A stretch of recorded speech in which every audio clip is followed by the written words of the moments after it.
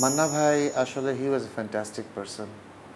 ওনার সাথে শুধু আমার মুভিতে না, যখন মান্না ভাই একটা ছবি করেন যেখানে জেমস ভাই একটা গান গেয়েছিলেন, তখন আমি নগরবাউলে প্লে করি, নগরবাউলে বাজাই ড্রামস।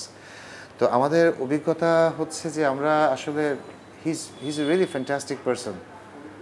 আমি ওনাকে খুবই মিস করি।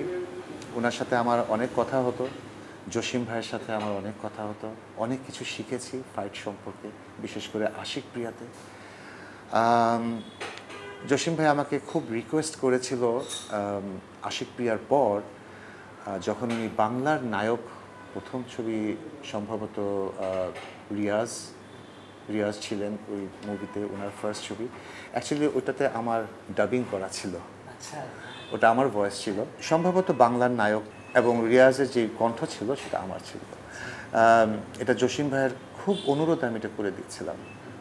তো ওনাদের কাছ থেকে শেখার তো শেষ নেই, অনেক কিছু ছিল, অনেক কিছু শিখেছি, এবং আমি ওদেরকে খুব মিস করি, অ্যান্ড আই রেসপেক্ট দ্যাম আ লট। আসি এবার আনোয়ারা আন্টি। আনোয়ারা আন্টির সাথে আমার গতকালকে দেখা হয়েছে আফটার 42 ইয়ার্স, 42 বছর পর।